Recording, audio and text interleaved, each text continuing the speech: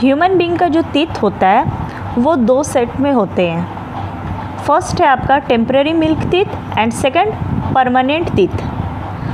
तो ये जो आपके फर्स्ट सेट है कि जब किसी बच्चे का जब बर्थ होता है तो उस टाइम उस बच्चे में एक भी दांत नहीं होते हैं। ये उस बच्चे में दांत आना कब स्टार्ट होता है? जब वो 6 मंथ का हो जाता है। जैसे 6 मंथ का होता है तो उनमें जो है वो टीथ जो है डेवलप होना स्टार्ट हो जाते हैं। और जब वो बेबी 6 to 8 ईयर्स का हो जाता है, 6 से 8 साल तक के जब वो हो जाता है तो उनका जो ये मिल्क टीथ है वो फॉल होना स्टार्ट हो जाते हैं, मतलब झड़ना स्टार्ट हो जाता है। तो जो फॉल हो रहे हैं वो क्या कहलाएंगे? वो कहलाते हैं मिल्क टीथ।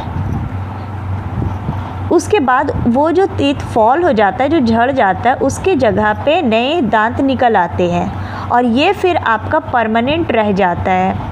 तो उस टीथ को हम लोग कहेंगे परमानेंट टीथ। मिल्क टीथ का नंबर जो है वो 20 होता है, 20 मिल्क टीथ होते हैं। लेकिन जो परमानेंट टीथ होता है, ये जो मिल्क टीथ को रिप्लेस करके आता है, तो ये परमानेंट टीथ जो है वो आपके कितने नंबर होते हैं इनके?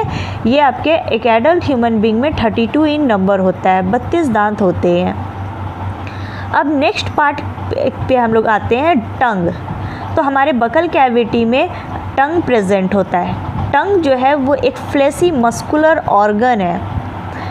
ये आपके जो है इसका काम क्या है? ये किसी भी फूड को जो है सलाइवा के साथ मिक्स होने में हेल्प करते हैं। और जब सलाइवा मिक्स हो जाता है तो फूड जो है बहुत ही सॉफ्ट बन जाते हैं, बोलस फॉर्म होता है, ताकि ये फूड जो है वो आसानी से हम इसे स्वलो कर सके। तो it also help in swallowing food.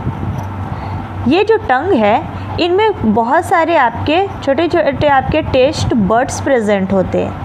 ये टेस्ट बड्स जो है वो फूड का टेस्ट को डिटेक्ट करने में हेल्प करते हैं कि कौन सा फूड जो है वो बिटर टेस्ट के है, कौन सा फूड जो है वो स्वीट टेस्ट के है और कौन सा फूड जो है वो सॉर टेस्ट के होते हैं। तो ये कौन बताता है? हमारे टीथ में जो टेस्ट बड प्रेजेंट होते हैं, ये टेस्ट बड आपके फूड के टेस्ट को ये डिटेक्ट करने में हेल्प करता है।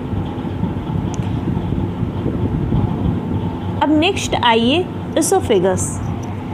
तो जब आपका फूड का मैस्टिकेशन हो जाएगा, फूड का जब ब्रेकडाउन हो जाएंगे, माउथ में सलाइवा अच्छे से मिक्स हो जाएगा, उसके बाद ये फूड जो है बोलस के फॉर्म में ये आपका, यानी कि बोलस किसे कह रहे हैं कि वैसा सॉफ्ट फूड जिसमें आपका सलाइवा भी मिक्स है, तो वो बोलस के रूप में ये फूड जो है वो आपके इसोफेगस में एंटर करते हैं। इसोफेगस को हम लोग फूड पाइप कहते हैं और ये फूड जो इसोफेगस में ट्रैवल करता है, ये आपका पेरिस्टाल्टिक मूवमेंट के थ्रू ये ट्रैवल करते हुए स्टमक में एंटर करते हैं। ये देखिए इस फिगर में ये आपका एक ट्यूब लाइक स्ट्रक्चर है, इसे हम कहते हैं इसोफेगस। और ये जो आपका येलो कलर से इंडिकेट कर रहा है ये आपका है फूड, जिसे हम बोलस कह रहे हैं। तो जब फूड जब यहाँ पे आते हैं तो ये जो आपका मसल्स होता है, यहाँ पे जो इसोफेगस के मसल्स होते हैं वो कॉन्ट्रैक्ट और रिलैक्स करते हैं। एक बार एक्सपैंड करेगा, एक बार कंस्ट्रिक्ट हो जाएंगे, तो एक तरह का वेव लाइक मोशन क्रिएट करता है, जिसे हम कहते हैं पेरिस्टाल्टिक मूवमेंट। तो ये जो फूड जो है वो आपके फूड पाइप में इस तरह से देखिए कि जहाँ जहाँ फूड जैसे जैसे एंटर कर रहा है वहाँ का मसल्स जो है वो एक्सपैंड करते जा रहे हैं। और इस तरह से ये पेरिस्टाल्टिक मूवमेंट के थ्रू कहाँ आकर एंटर करता है? फूड स्टमक में। और फिर स्टमक में जो है इस फूड का फर्दर डाइजेशन हो जाता है। लेकिन क्या होता है कि कभी कभी क्या होते हैं कि कुछ फूड पार्टिकल्स जो है वो आपके जो डाइजेस्ट नहीं हो पाते हैं, तो वो वापस हम लोग हमारे बकल कैविटी में आ जाते हैं in the form of vomit. तो जो हम लोग वॉमिटिंग करते हैं तो वो आपके डाइजेस्टेड फूड नहीं होते हैं। जो डाइजेस्ट होने के बाद जो अनडाइजेस्टेड फूड बच जाते हैं, जो हमारा स्टमक उसे एक्सेप्ट नहीं कर पाता है, तो वो उस अनडाइजेस्टेड फूड को वो वापस इसोफेगस के थ्रू बकल कैविटी में भेज देता है।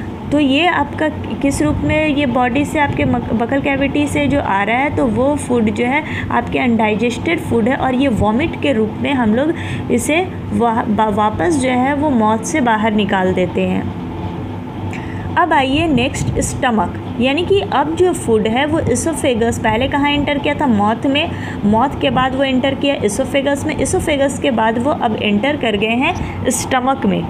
स्टमक जो होता है वो हमारा जो स्टमक है ह्यूमन का, वो एक जे शेप्ड स्ट्रक्चर होते हैं, और स्टमक जो होते हैं वो आपका थिक वॉल्ड रहते हैं, एक बैग लाइक स्ट्रक्चर होता है जो फूड को होल्ड करने का काम करता है। जब इसोफेगस के थ्रू जब ये स्टमक में एंटर करते हैं तो ये स्टमक में कुछ आवर्स तक ये फूड जो है वो स्टोर रहता है और इस फूड का ब्रेकडाउन होता है। स्टमक के जो इनर लाइनिंग होते हैं वो इनर लाइनिंग कुछ डाइजेस्टिव जूस सिक्रेट करता है। तो कौन कौन से आपके डाइजेस्टिव जूस है, म्यूकस, हाइड्रोक्लोरिक एसिड, और आपके यहाँ म्यूकस होता है, हाइड्रोक्लोरिक एसिड होते हैं,